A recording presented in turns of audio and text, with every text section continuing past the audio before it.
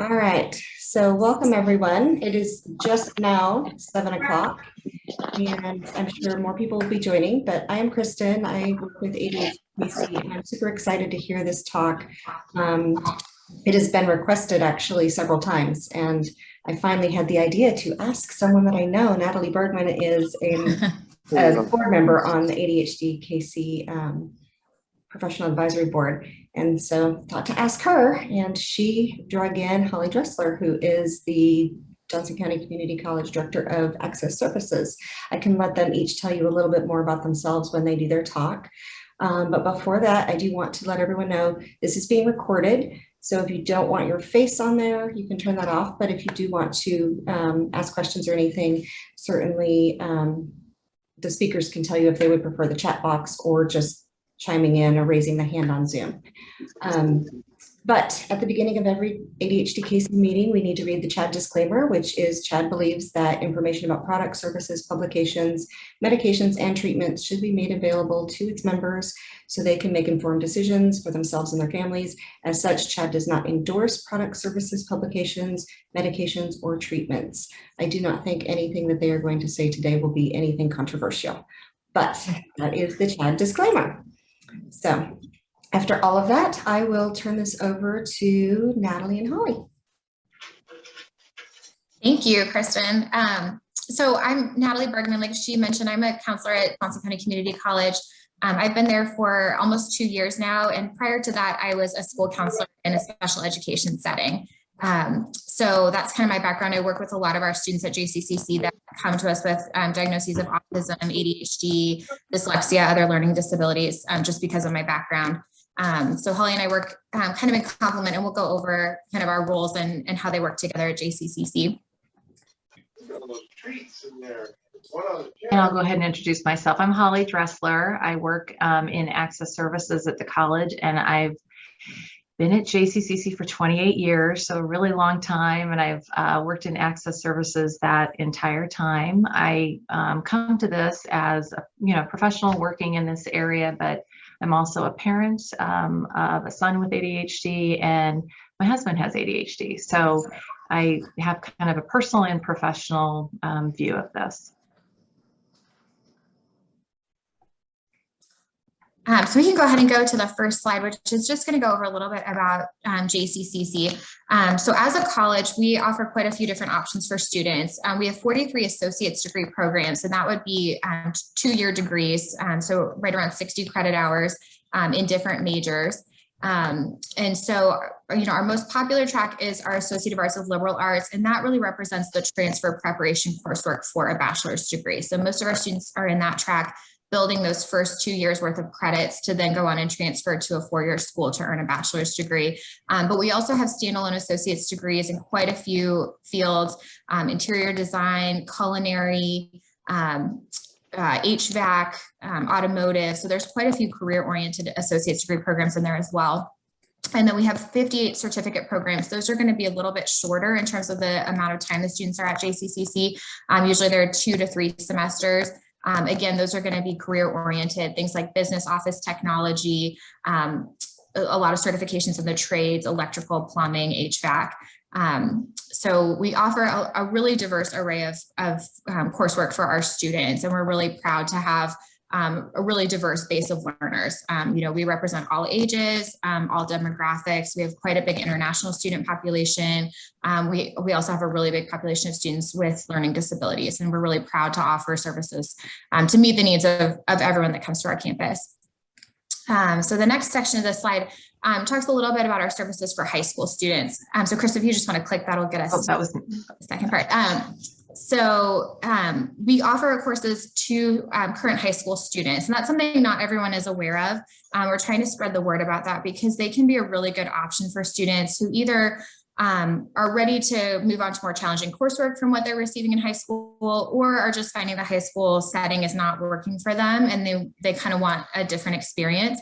So we're seeing a growing population of students that choose to transition out of their high school and take classes with us. It's kind of a hybrid between the high school and college, sort of a supplementing homeschool for the most part. We offer placement testing, which I really recommend as a resource for students because it can help both students and parents kind of identify where the student is at academically. We offer those in English, reading, and math. They're free to take on our campus. We have a testing center in our student center, and they're computerized, so they provide results right away after the student has taken the test. But it's a really good option, especially for students who are still in high school and are trying to figure out if college coursework will be right for them. It'll let you know where you're at, and it also places you into a range of courses. We offer what we call developmental coursework in math, reading, and English that can kind of bridge that gap between high school and college work. And it can be a really good resource for high school juniors and seniors that are wanting to transition out of high school, but still need kind of an academic boost before they're ready for full college work.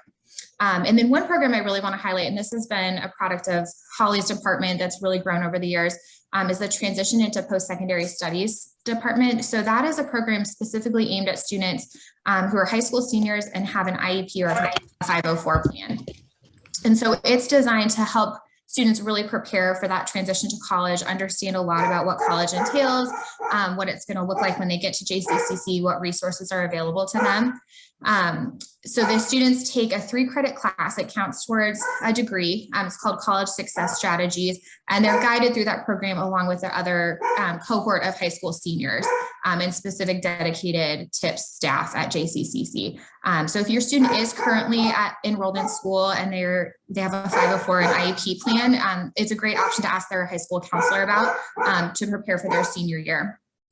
And that College Success Strategies class, College 200, that's a class that's offered to everyone on our campus. So if you have a student that's not eligible for tips or is already enrolled at JCCC, that class is a great option for them.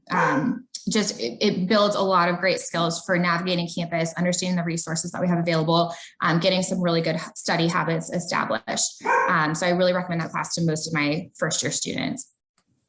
And the next slide, we'll just talk a little bit about the different student services at JCCC. There's a lot of us in our staff, which I think is wonderful, but sometimes it can be confusing just knowing the different roles and who to go to for different things. And this is true at all colleges. So, as we're talking, we talk a lot specifically about JCCC, but a lot of this information is generalizable to other school settings. Student services has become a really big emphasis on most college campuses in the last decade, and providing more resources to students as they get acclimated and seek out support at college. So if your students transitioning to college, whether it's JCCC or a different school, just making sure that you're getting acquainted with all the different resources on campus, all the different support personnel that are available to them is really helpful. So the first support person that your student is likely to encounter is a success advocate. They're a really amazing team. They were started about 5 or 6 years ago, and they do personalized new student orientation. So when your student comes for orientation at JCCC, they'll be with a success advocate, and that person really aims to get to know your student, target the information to what your student's interested in or what they need to know. And then they stay with your student throughout their first semester at JCCC. So they'll reach out to your student via email, ask them to set up a one-on-one appointment. And they call themselves the personal assistants for the new students because they really aim to meet the students' needs, whatever questions they might have. There's no stupid questions when you're starting college, and they really want to be there as a resource to get anything answered, help your student navigate campus. They can be as involved or as hands-off as your student prefers, but they're a really amazing resource that we offer. And then counselors. So we have a really big counseling team at JCCC. We're very lucky. We have 26 counselors on staff right now. We actually have 3 open positions. So there's a lot of us available to serve students. And we're with your student throughout their time at JCCC. So we meet with students prior to their enrollment for their first semester. And then we encourage them to meet with us at least once per semester throughout their time at JCCC. We provide academic counseling as well as personal counseling. So we kind of mirror the role of the high school counselor in that way. And we also offer referrals to outside mental health resources. So if you do have a student that's struggling with mental health issues while they're at JCCC, part of our role is to help facilitate other services for them. Career development specialists are another resource that we offer. They are specifically aimed at the career development piece of college. And so they work with students. They provide wonderful workshops around different career topics. They help with job search. They do placements and internships, and they're nested within the student center right adjacent to the counseling office so that they're really visible to students. Students can walk in anytime to talk to them. And the next one is going to be Access Service Advisor. So that's Holly's group. She has a wonderful team. They just work so well with students. And they focus specifically on their caseload of students who have disabilities and receive accommodations and supports at JCCC. So she'll go into a lot more depth about that team in just a moment. And then the last one is the academic and process tutors. So a lot of people aren't aware, JCCC provides free tutoring to all of our students. So when you become a student at JCCC, you are eligible to receive as much tutoring in any subject as you'd like. So those tutoring centers are all housed in our library. We have subject matter tutors for all of our classes. We also have specific math resource center counselors, math resource center tutors, writing center tutors. So any subject that a student might be struggling in, they have access to a tutor that will work with them individually. And we are offering those services in person and also on Zoom since the pandemic started. So it's just something we want students to be aware of. Sometimes it's hard for students to navigate and just access all of these different resources since there are so many things available, and it can be a lot to really digest all that information. But this group, this 5 different categories of student services really represents wraparound services for students at JCCC. And we're really proud of just how much we offer to students and how much is available to them to make them successful during their college years. So I'll hand it over to Holly to talk more specifically about accommodations. So I'm going to kind of go through some recommendations for students as they transition from high school to college. So whether it's JCCC, which I, hope everybody would come here because I am so proud of this institution that I work at. But, really for any post-secondary education, I think these are some good recommendations. But I think it's important to really think about the support you or your student have used in high school. As you're making that transition, thinking about not just what is written on the IEP or the 504 plan, but what you actually used. What are those critical services that are important for your success, for your students' success in school? And the more a person knows about that, I think the better conversations they can have with disability support offices, or our office is called Access Services. But that knowledge is so important. There might be some things that are really critical to your students' success in high school, and you're just not sure if it's available in college. But many times we can talk about what that is. And even if it's not a service available to all students or a formal accommodation, there are things that we can do to help. And one of the examples I often think about is in high school, the day is so structured for students. They start at a certain time, they go back-to-back classes, there might be study halls. So there's so many built-in ways to keep a day structured.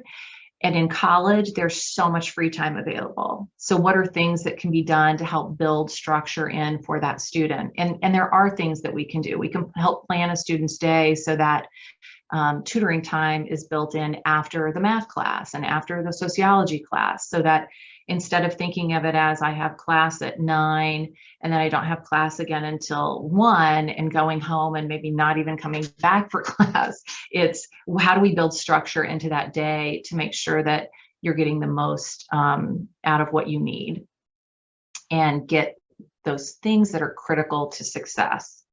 I guess the other thing to mention is what support wasn't used in high school but might be needed in college. Sometimes, especially senior year, it seems like students are in these classes where they just didn't need as much as maybe they needed previously. But maybe there was something that the student used in junior high, maybe electronic textbooks or, like audiobooks is the kind of old term for that, was really important then, but it's not really needed as much in high school. That might be something to revisit again.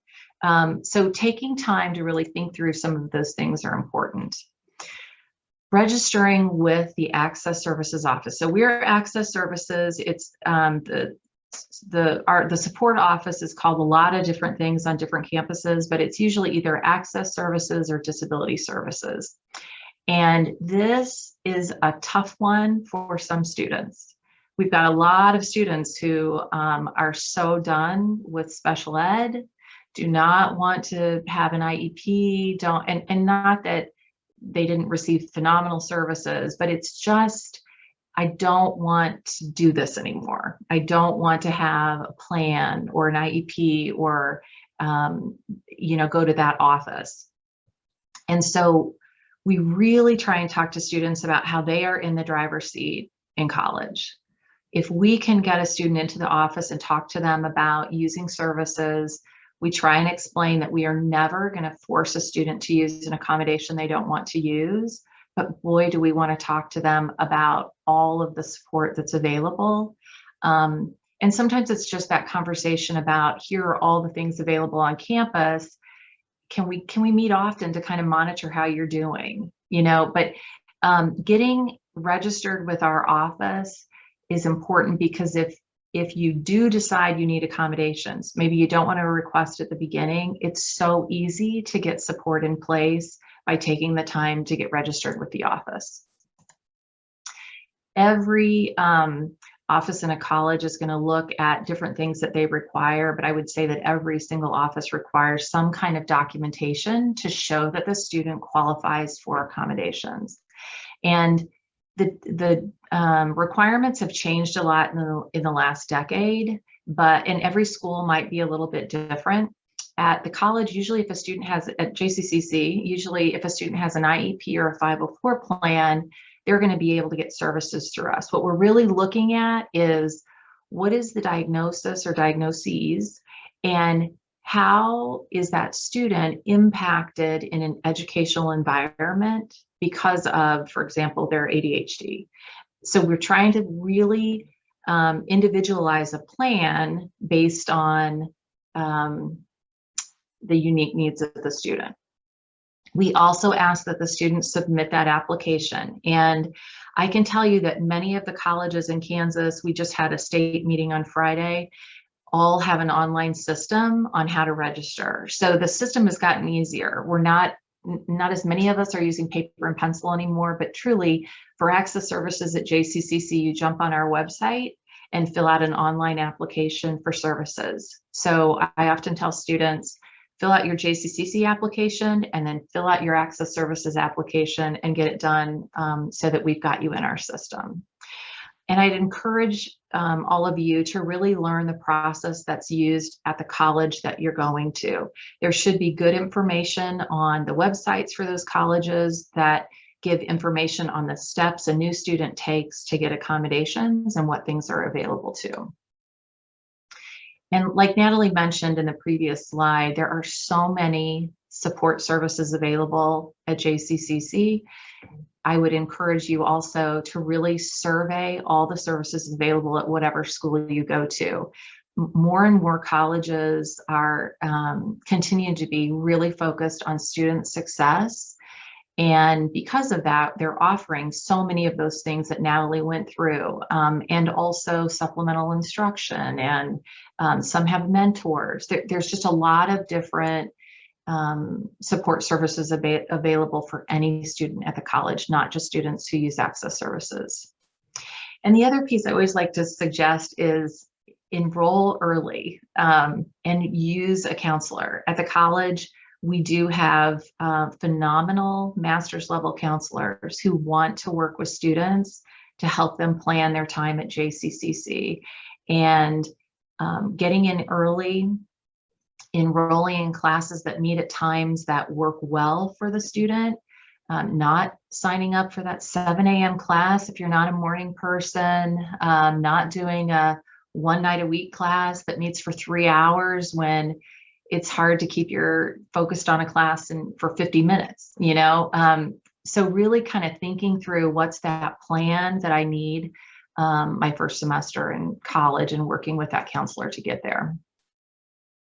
And then requesting accommodations, another difficult step for students, I think. And again, I think it's just a matter of, I just don't want to use those services again. So we work really hard to connect with students, and again, let them know that we're not going to force anything on them, but we want to make sure they know what's available.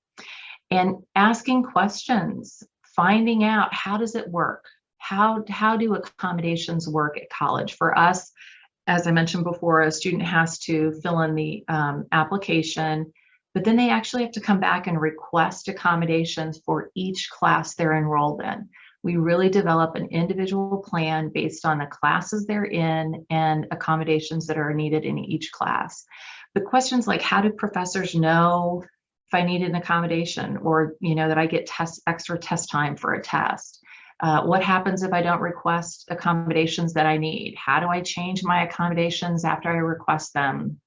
And how do accommodations work? Those are all questions, I think, that should be asked wherever you go to school, whether you come here to visit us or if you're going to K-State or another community college.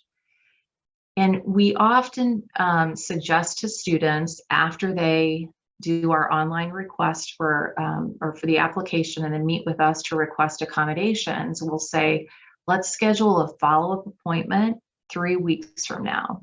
So many students, they're not sure what they're going to need exactly in college classes. They've never been in a college class before. We don't know exactly what that student's going to need.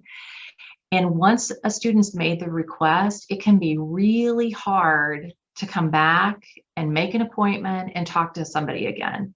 So we try and go ahead and schedule an appointment with that student a few weeks out from the start of the semester, just to touch base. Let's talk about what's going well. Let's talk about what a challenge, or if you're having a challenge, do we need to adjust any accommodations?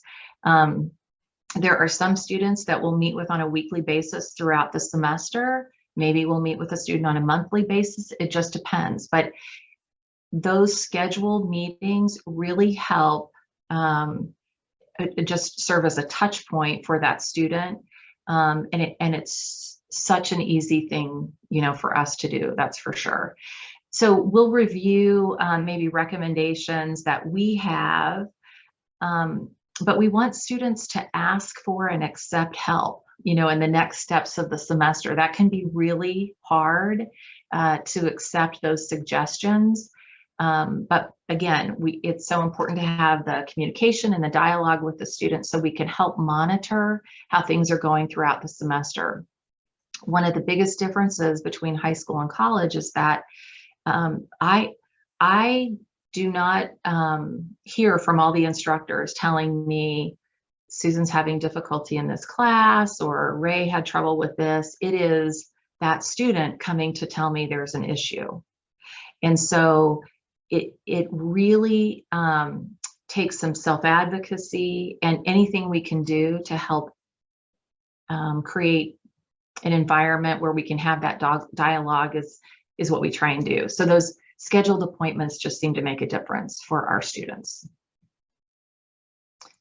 Okay, I think I just went backwards instead of forwards, so let me try that again. Okay, so examples of some accommodations, and this is just a list of some of the more commonly used accommodations. This is not at all an exhaustive list. It would be impossible to list every single thing a student might need in college. Everything is determined on a case-by-case basis. And so I would say that if there is something that gosh, this is critical to my success, you request it. I learned a long time ago that you should never, if somebody in my position should never say just no to an accommodation. We absolutely have to really evaluate and determine if an accommodation is reasonable. So anyway, these are some of the more common accommodations. I like to mention note-taking a little bit, or talk about that a little bit, because we have many students who request note-taking support. We see it on a lot of IEPs that they got instructor notes. And over time, what we found out is sometimes those students making that request actually take better notes than the people we hire as note takers in the class. But it's the safety net of, oh, I want to make sure I have those notes. And then we have students who request a note taker and never review the notes. So we've started having more of a conversation about this whole note taking thing.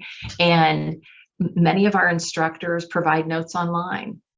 So there's a great outline of the lecture available to students already in their Canvas course shell, which is like an online learning system. There are many students who might benefit from taking a learning strategies class on note taking, and then they're going to be okay, taking notes on their own. So is it you really need the notes, or is the skills not quite there, and we can work with you on that? We also have some technology that really helps some students. If any of you have heard of a pen called the LiveScribe pen, that has been one of the most popular things that we check out to students. It allows the student to take notes and records the lecture at the same time, and then they can upload the notes on their computer or their laptop or their iPad or whatever. So a lot of our students are using that instead of getting, a note taker's notes. We also have technology called Glean, which allows the student to take notes on their laptop, but it's kind of an outline that it provides, and it audio records the lecture as well. So a couple of different things to help a student be more independent in the process, as opposed to just thinking, well, this is on the list from my IEP and I need this, I need this, I need this, and really thinking about what does the student actually need for equal access into that class. The other thing I was going to mention about examples of accommodation, something else we see pretty common is extended deadlines. And that's not really a very common accommodation that we approve in college. I always want to say everything's decided on a case-by-case basis. We absolutely have some students who have extensions to deadlines, but we often try and work with the student on what support can we put in place so that you can meet that deadline. If a student knows a week ahead of time, 2 weeks ahead of time, 3 weeks ahead of time,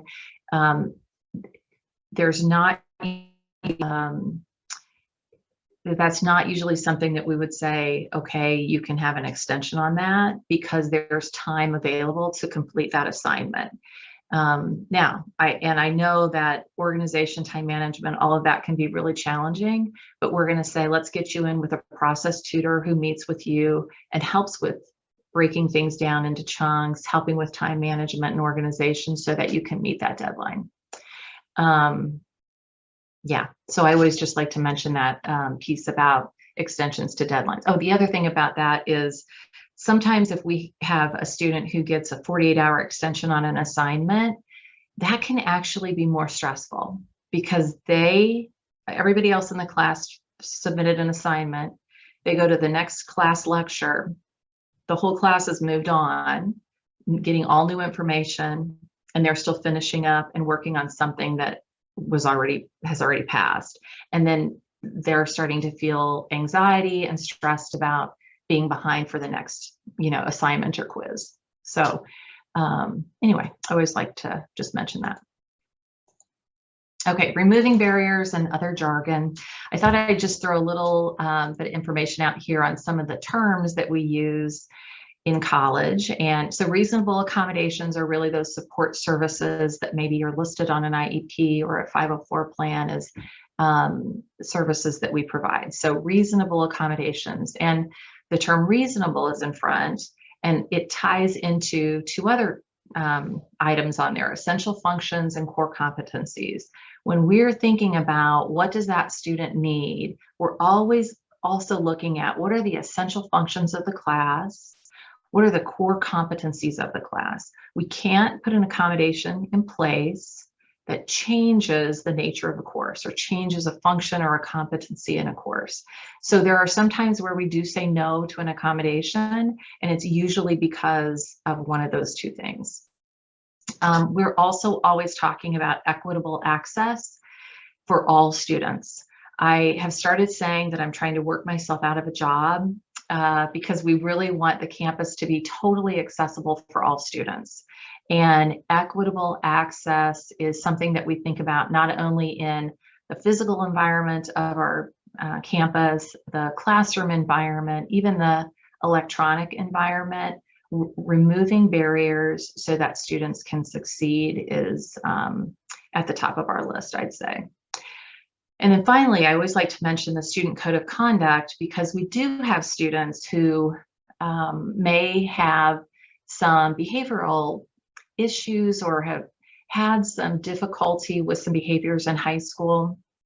And we get it. And we often find that students don't have as many problems in college because there's so much more free time, and there isn't as much structure, right? Sometimes it's actually better, but we want to know up front so that we can talk about what are the issues that are present and what can we get in place so that student can be successful in the classroom. Is it that the student may need to take a break if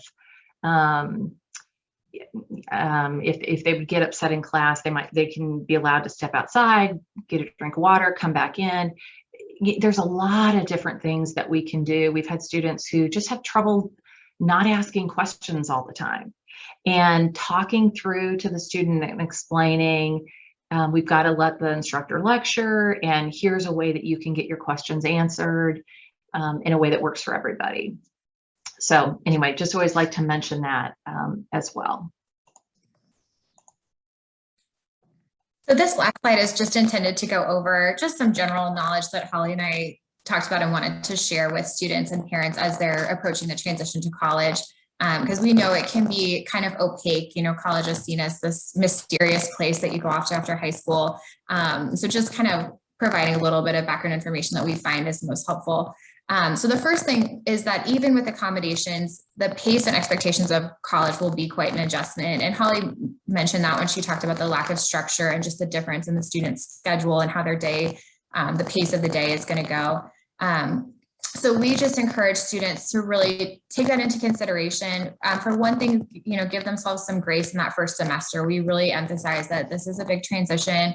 It's going to feel bumpy at the beginning, and that's normal. Your first semester is not going to be your best semester of college. It's probably going to be the toughest just because you are getting used to this big change. And for that reason, we recommend that students consider a part-time schedule for their first semester. So traditionally, a part-time schedule would be somewhere around 6 credit hours, which is typically 2 classes. Full-time schedule is 12 or more credit hours. So that's 4 to 5 classes.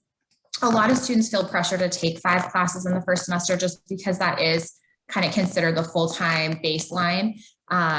But, you know, really we see that students are most successful if they take it a little bit easier that first semester. You know, usually 3 classes is a good number for a lot of students. And then they can always accelerate that in their second semester. So if they find, you know, that they're really successful their first semester with 9 credit hours, we really encourage, you know, that's fine to jump up to 12 or 15 for your second semester. But really, we just want students to keep their head above water their first semester and build their confidence and find success at college. The second thing we wanted to touch on is that success in college is really more dependent on the student. You know, there's, as Holly mentioned, in high school, there's a lot of support built in, a lot of structure, a lot of check-ins with instructors and with the special ed coordinator. And so without that kind of imposed structure in college, even with the resources we have available, the student is really the one that has to take initiative. And so that's something we want them to really understand from the time they're in high school and be prepared for. A lot of schools are really building that into their special ed curriculum and helping students to work on their self-advocacy while they're still in high school, which is wonderful. But as a parent, I definitely encourage you to have those conversations with your student about how it's going to be their job to take on some of these responsibilities. It's going to be their job to know what the resources are and how to access them, ask questions if they need to, you know who their go-to person is. So even you can help them make a list. You know, your access advisor is Holly, your counselor is Natalie, your tutors are going to be these people, just so that they're aware of who's who and who to contact and where to go for that.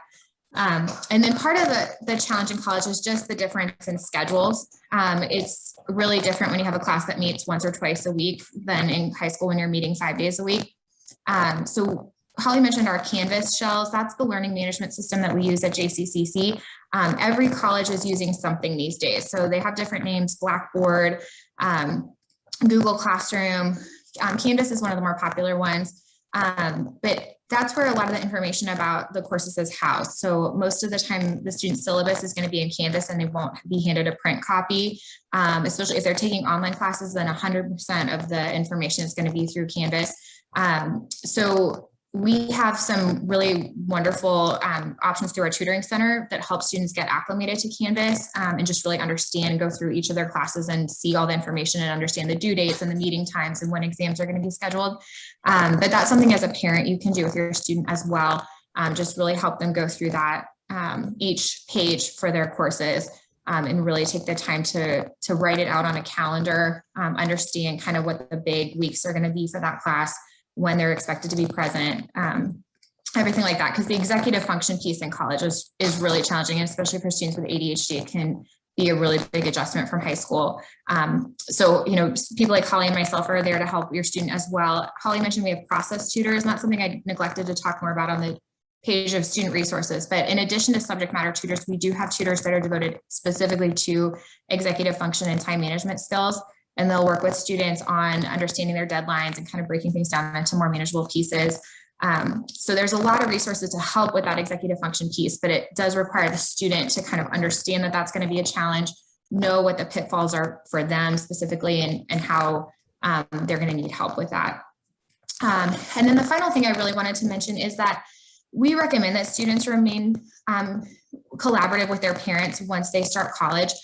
Sometimes there's a tendency for parents to feel like now the student is in college and my role should end, they're an adult, and they should be on their own. And we agree, we think they are adults, and we really encourage independence in a lot of ways. But if your student is used to having a lot of support from you or from their special ed coordinator during high school, that's going to be a big absence when they get to college if you're suddenly very hands off. So we really encourage parents to take an active role as your student is getting into JCCC or whatever college they attend, kind of help them through the process.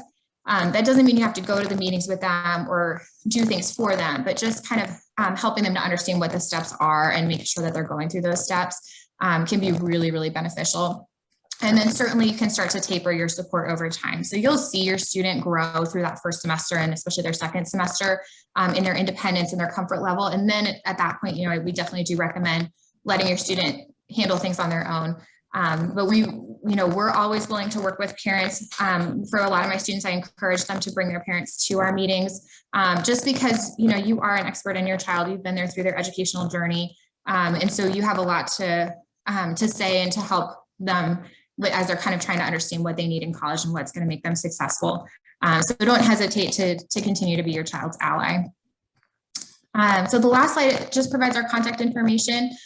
Both Holly and I are available over email or to chat at any time. We're happy to talk to prospective students, prospective parents. I know there's a lot of questions that can come up as you're thinking about your child's transition, or if you are a student about your transition to college. You don't have to wait until you apply to ask us questions. We're happy to chat with anybody. As counselors, we make appointments with prospective students all the time. So we're happy to meet with anybody. Holly's department, they go through, like she mentioned, the application for services prior to their meetings with students, just to gather that background information and understand more about you. But I think Holly would say they're happy to answer questions too as you're going through it. So please don't hesitate to reach out to us if you have questions in the future. But for now, we'd be happy to take questions over Zoom, if anyone has anything they'd like to ask or discuss.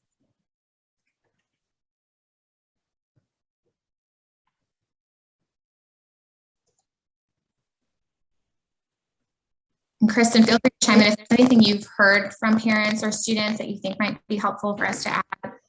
Actually, one of the things that I was thinking about when you were going through the list of accommodations, I am a pediatrician in my other life. And one of the most common things I hear from students is they're surprised that a lot of their tests are in the evenings. And I don't know how that is at JCCC, but many colleges, your class could be at 10 o'clock in the morning, but the tests are all at 7 p.m.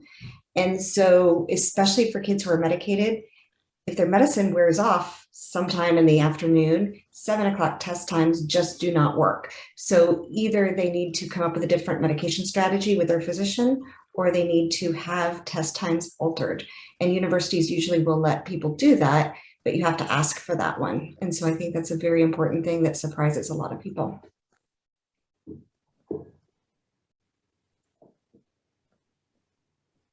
So, and I muted everybody, so if you have a question, feel free to unmute.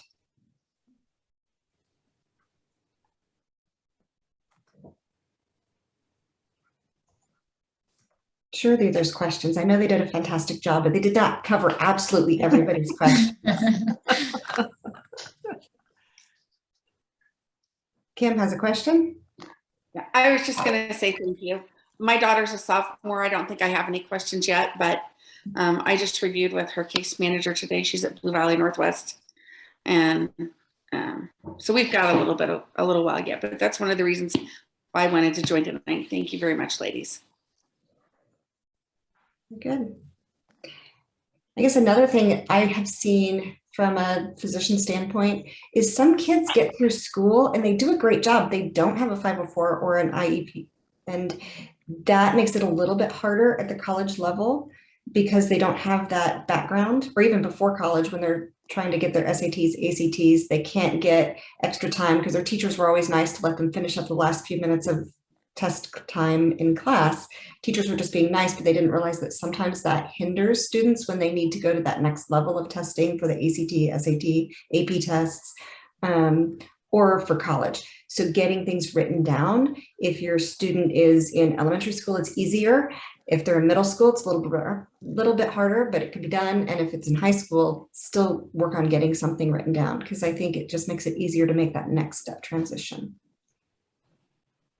I would agree with that. I would also say it's especially for any of those high stakes tests, the ACT, SAT, things like that. But at the college level, if a student comes in with a diagnosis and something that tells us the impact, even if they've not had an IEP or a 504, we are absolutely, going to serve them. And really, every college should, whether they had an IEP or 504 or not. Maybe from my perspective, it's harder because they can't just get the 504 plan from the school. They have to ask me as the physician, and I've never been in the classroom with them, so I don't know. So that's where I tell them to look online for a list of suggested accommodations, see what kinds of things would help them, and then I can write that letter. Yeah. It's harder for me when I don't know what they need. Yeah, sure. Another thing I'll mention, because a lot of times as counselors, we meet with students while they're going through the application process with Holly's department. So a lot of times they have questions for us about getting their documentation. And we find a lot of families don't save a copy of the IEP or 504. So I really recommend that, if you're a parent, that last IEP meeting or 504 meeting of your child's academic career at their high school, just make sure you save a copy of that in your files at home, or scan it and email it to yourself, just so that it's not as much work for you and your student as they are going to apply for accommodations. So I've had quite a few students that have to go back to their high school and request a copy, and it just adds time that sometimes they don't have before the semester starts. So the more that you can keep on file, either digitally or at home, and same with medical records and testing records, that can really help with that process. I think sometimes there's really good information too from the IEP the junior year. The senior year IEP often focuses a lot just on the transition and vocational goals and things like that. And so sometimes the IEP from their junior year can be even more informative for us than that senior year. Students also get a summary of performance at the end of their senior year if they've had an IEP, and that can be a really good document for us as well because it includes a lot of good information on it.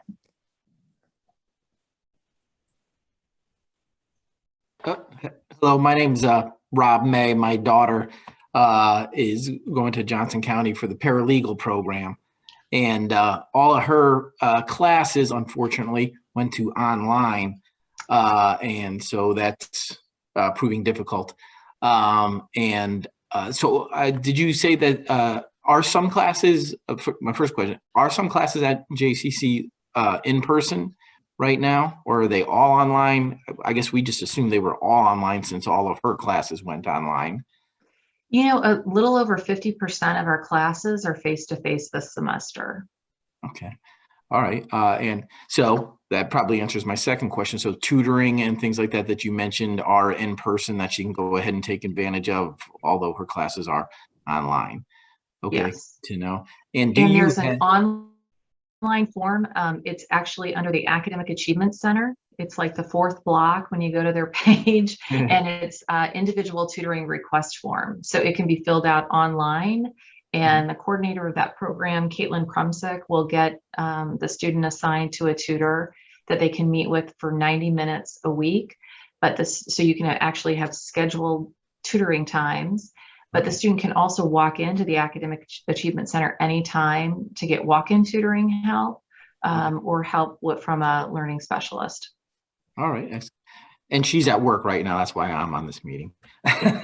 But, and do you have tutors specific to the paralegal program? Do you know offhand?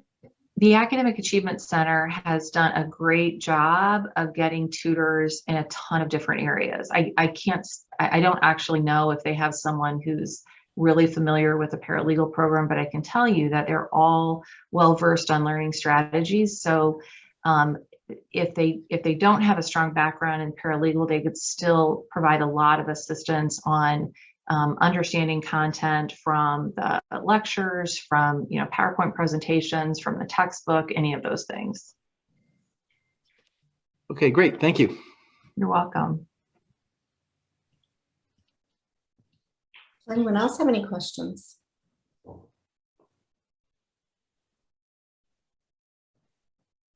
Oh, I thought of one more question. Sorry. You mentioned that this is being recorded. Where would, I know my daughter and my wife would want to view this. Where would they go ahead and view the recording? It takes a while to download it, but then once it's downloaded, I can upload it onto our website and it will be under the past meetings.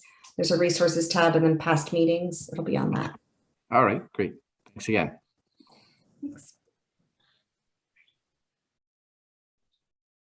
If there's no other questions, this has been a fabulous resource. Thank you, ladies, for helping tonight. And you guys need to know everybody is a volunteer. So they are just volunteering their time to help. So it's a fabulous thing that they did. Thank you very much, ladies. Well, thank you for having us. Thanks so much. Thank you. Bye, everyone.